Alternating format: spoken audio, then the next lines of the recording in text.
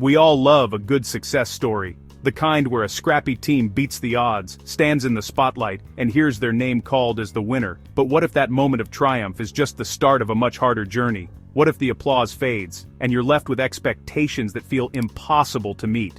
This is the story of Civic Bridge, a women-led startup that did everything right. They built a platform to connect citizens with local government, pitched their vision to a packed auditorium, and walked away with the top prize at a high-stakes government innovation demo.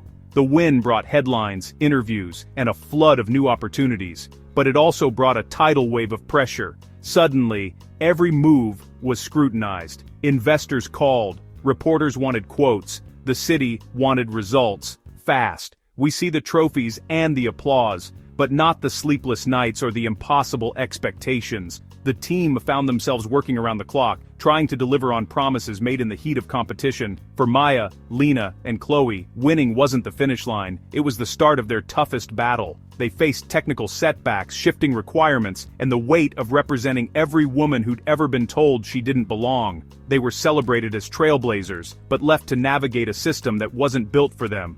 Every misstep felt magnified, every delay a potential headline. This isn't just their story. It's the story of every woman who's ever had to be twice as good to get half as far. The pressure to be perfect, to represent, to never let anyone see you sweat. Let's look beyond the surface and see what success really costs, because sometimes, winning is just the beginning of the end. Civic Bridge was born from a shared dream. Maya, a city planner who grew up watching her neighborhood struggle to get the city's attention, wanted to make sure no voice was lost in the crowd. Lena, a software engineer, believed technology could break down barriers between people and power. And Chloe, a community organizer, had spent years listening to residents in overlooked districts. She knew firsthand how hard it was for everyday concerns to reach City Hall. Together, they set out to bridge the gap between local governments and the people they serve, especially in neighborhoods where trust had worn thin. Their vision was personal. Maya remembered her mother's frustration when a broken streetlight went unfixed for months. Lena recalled her own struggles navigating city websites as a new immigrant.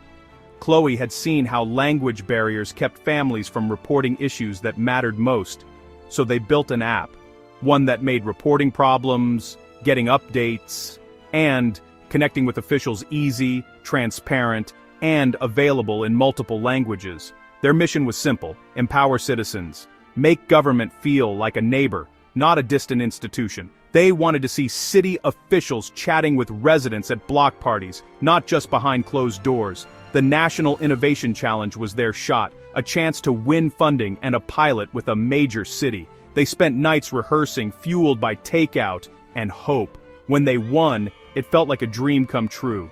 Chloe called her grandmother in tears. Maya snapped a photo of the team, grinning ear to ear. The headlines called them the future of civic tech, a shining example of women-led innovation, and a beacon for communities that had long felt left behind.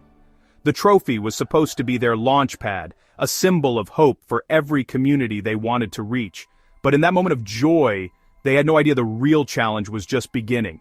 The communities they cared about most were still waiting. Sometimes, the golden ticket is just the start of a much harder journey, a journey to truly connect the people and places that matter most.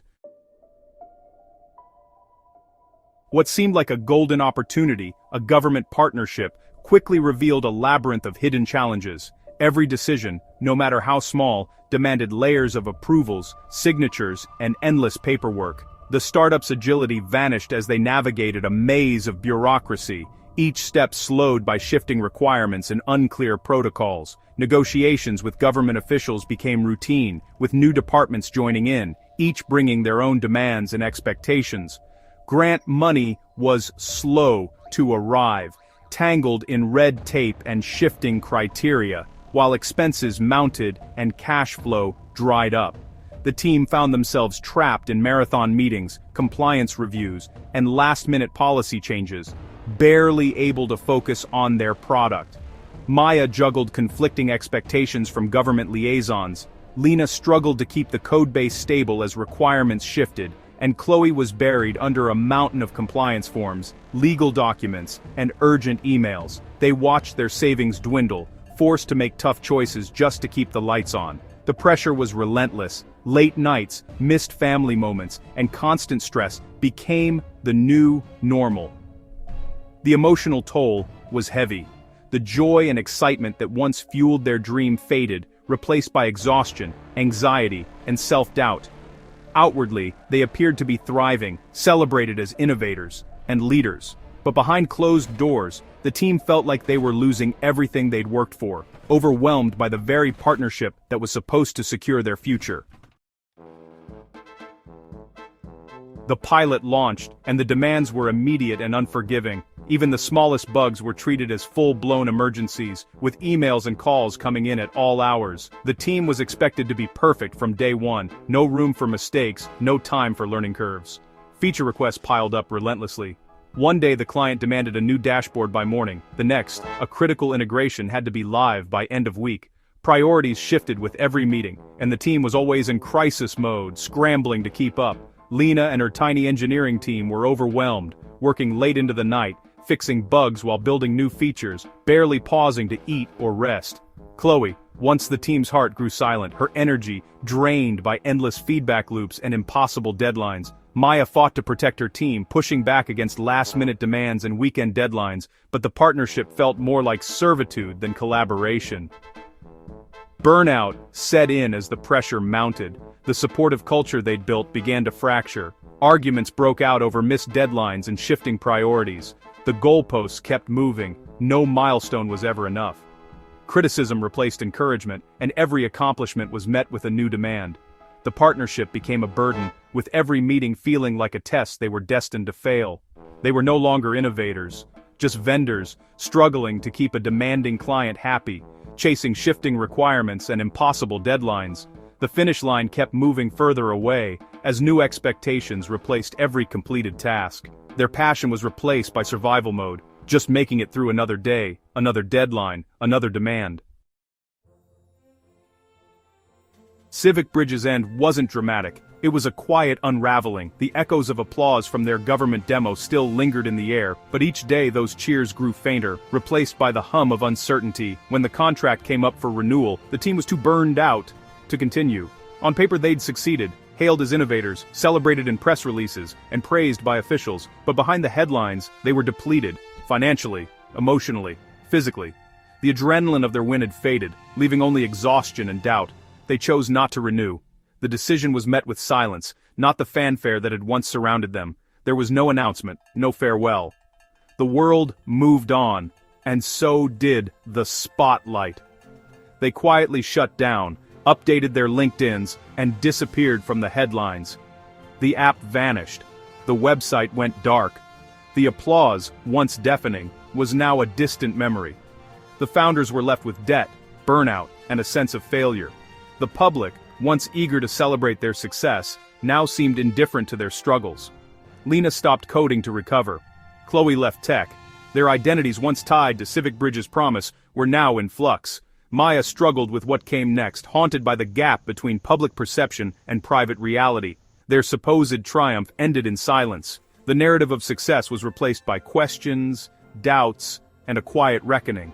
The system that celebrated their win left them to pick up the pieces alone. The applause had faded, but the weight of expectation remained. The applause faded, but the impact lingered, etched in their memories and in the silence that followed. For women, the journey is even harder. It's not just about building a company, it's about fighting to be seen, heard, and believed in a world that often doubts them from the start. The Civic Bridge founders weren't just entrepreneurs, they were symbols, held to impossible standards. Every pitch, every decision, every stumble was magnified, as if they carried the weight of all women in tech on their shoulders. For Lena, every mistake felt like it reflected on all women in tech. She remembered her first big error, a missed deadline, and the way the room went silent, as if confirming everyone's doubts. They had less room to fail, more to prove, and little support. Maya often worked twice as hard, knowing one misstep could close doors for others who looked like her. Their expertise was questioned, their authority undermined. Investors asked about their family plans instead of their business model. Maya watched officials direct questions to junior male staff instead of Lena, the chief architect. It was a pattern, one that stung every time. The emotional toll was immense, a constant need to prove themselves, an invisible tax on their energy. Yet in private, they found ways to lift each other up, sharing late-night messages of encouragement. The boys' club networks were closed to them. Opportunities passed in whispers and handshakes they were never part of. When trouble hit, they had no mentors or sponsors to call. The safety nets others took for granted simply weren't there. They were outsiders in a system built for insiders. But every day, they showed up anyway, determined to carve out space for themselves and those who would follow. Celebrated in public, left alone in private, that made all the difference. But in those quiet moments, they found their strength and the courage to keep going.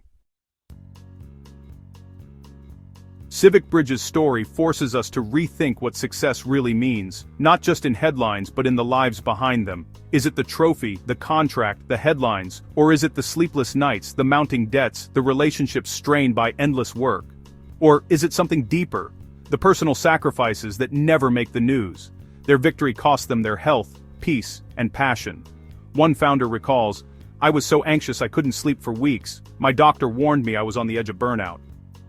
Another team member confides, "I maxed out my credit cards just to keep us afloat." The startup world glorifies burnout, but Civic Bridge is a warning. True success includes well-being and sustainability. "We lost touch with why we started," one founder reflects. "We were just trying to survive." The founders tried to please everyone, afraid to set boundaries. "We said yes to every demand, even when it hurt us," a team member admits. That reluctance led to collapse, financially, emotionally, and personally. Setting limits isn't weakness, it's strength. "If I could go back, I'd protect my team and myself first," a founder shares. We need systemic change, real partnerships, not just checks and photo ops. Support us after the win, not just during the spotlight, the team urges. Government and industry must support, not just celebrate innovators, offering mentorship, mental health resources, and financial guidance. The failure of Civic Bridge is a failure of a system that rewards the win but abandons the winners. The true cost of the prize is paid in sleepless nights, empty bank accounts, and broken spirits, unless we change what we value. Civic Bridge's story resonates because it's familiar to so many women. It's a story of ambition, setbacks, and the courage to keep going. We're told to hide our struggles, but our stories are our power. When we speak up, we give others permission to do the same. When Maya, Lena, and Chloe shared their experience, they found a community of women who'd faced the same battles. Their vulnerability sparked a ripple effect. I remember the first time I admitted I was struggling. Instead of judgment, I found support. That moment changed everything for me.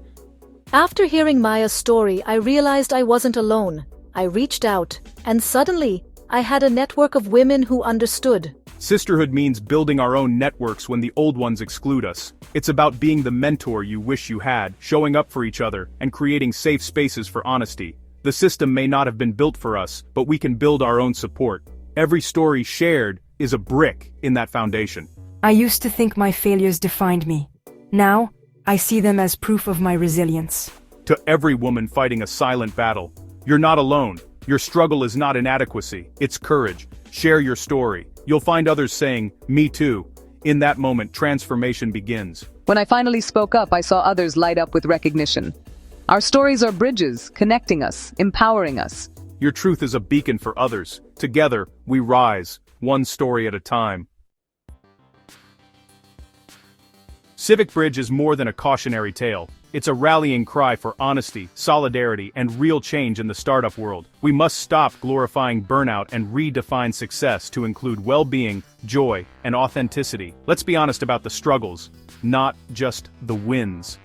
For women founders, protect your dream by protecting yourself. Set boundaries, ask for help, and don't be afraid to say no. Build a circle of support that lifts you up when things get tough. For those in power, don't just invite women to the table. Make sure they have the resources, mentorship, and psychological safety to thrive. streamline bureaucracy, offer transparent feedback, and create pathways for honest conversations. Listen deeply to women's challenges. Don't dismiss their concerns, validate them, and work together to find solutions.